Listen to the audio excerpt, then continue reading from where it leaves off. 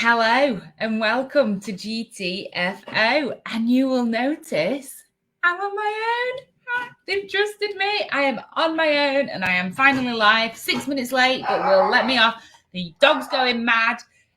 But there we go. So if you have ever watched a GTFO before, you will know that there's usually Rachel and Dally, or Rachel and someone else, or me and Ray, any combination of the three of us. But today, they've let me loose. So we're going to have a change of format.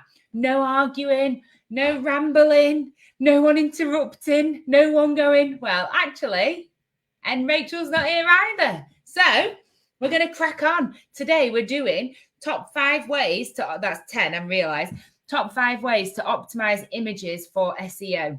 Did you know that many people, myself included, that's a good statistic, isn't it? Many people, lots of people, 82% of people use Google image search as their primary search engine. So they don't just use, the kind of normal SERPs. They also use images to look for specific things. This is really popular in e-commerce, for example. So getting your images showing up in the Google search engine results, on the images page, is a skill in itself, and it is part of optimization. The other reason it's really important to optimize images is if your images are too big, it will reduce the overall ranking capabilities of your website because your website is too slow. So I'm going to take you through really quickly, with no arguing, 5 top ways to optimize your images for search engines. And the first one, I've just touched on it, is compress your images. Images, when they're high resolution, they're massive.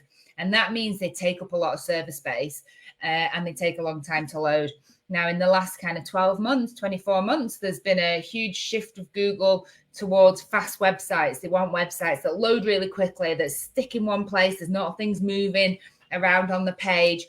So this is called page speed insights. So they want, kind of page speed. So they want websites that load really fast.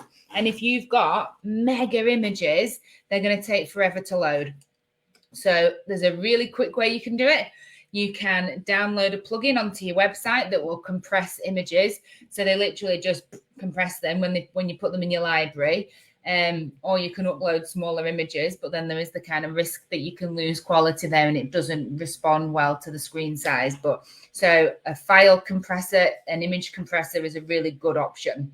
I personally really like Smush or SiteGround compressor, but you can use whatever you want, and it does depend what you're running your website on and what, if you're running it on WordPress, what version of WordPress. So you might want to speak to your developer about that, or me.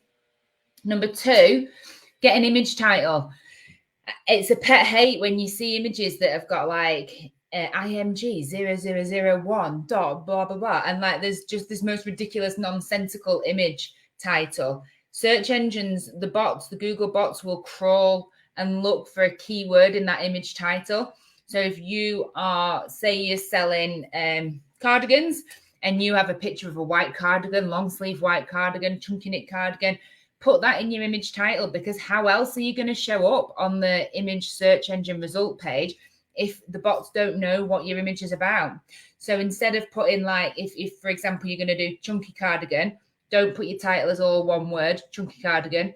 Use a hyphen to separate it so that Google understands that you've got a chunky and a cardigan, especially if you're doing like chunky white cardigan, hyphens to separate your words. So that should be your image title. If you've got multiples of like, you've got a chunky white cardigan, you've got a white cardigan, you've got a woolen cardigan, you've got a lot. So, you need to be a bit creative with your images, with your image titles, but that needs to be a keyword because that is a ranking factor. Number 3 is use an alt text. So alt text is so often overlooked, and it's there to make the web more like tailored and usable by people who are visually impaired. So an alt text will read out what the image is of. So it's really important that you put an alt text in, and it should be descriptive of what the photo is. So, image of a white cardigan worn by intensely attractive and intelligent woman would, for example, be the alt text if you were looking at this as an image. And obviously I'm talking about myself. And if you can get your keyword into that alt text, bonus points. So if you've ever got an hour, 2 hours to spare, go back through your media library and add in all the all the images, all the alt text on all the images. Number 4 is make sure you upload the right type of image. So PNG is particularly good. JPEG is acceptable as well. There are a couple of other image types, but I wouldn't particularly bother with them myself. I personally would always go for, GIFs work well as well. But I would always go for PNG. I know other people like a JPEG, and the reason it's like the difference between them is super fucking nerdy. Like, you don't really need to know it, but if you really want to, one is about quality, one compresses slightly better than the other. PNG typically compresses slightly better than the other. So, choose your poison.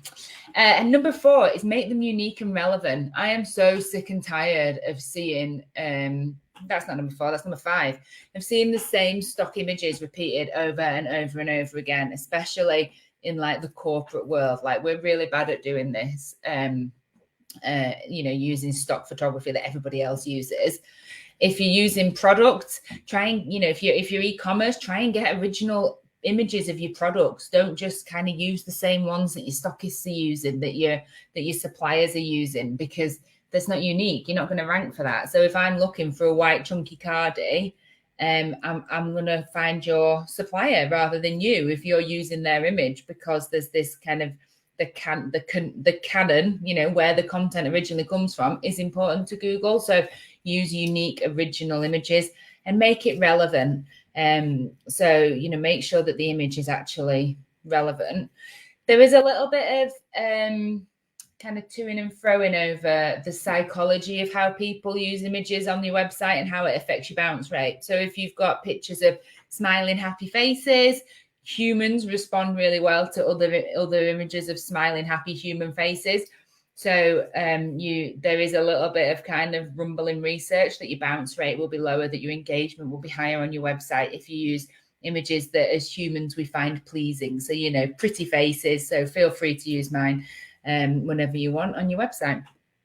So to recap, because this is going to be the quickest GTFO that's ever happened, because there's no fucker arguing with me. Number 1, compress. Like, that's the biggie. Number 2, use an image title. That's the other biggie. Those are your 2 biggies. Here come the medium ones. Number 3, use an alt text. Number 4, upload the right type of image. And number 5, make them unique and relevant. And that's your GTFO. Thank you for joining me. Join me next week when I might decide not to let them back in, because it will be me doing it on my own, because this is much fucking better. Let me know in the comments if you think this is a better format. It's said that no one's been here to laugh at my jokes, but I assume that you're all laughing heartily if you're watching this. If you're listening to it on a podcast, check us out on all our socials. It's Grow Traffic. And that's it. Thanks for joining me. Goodbye.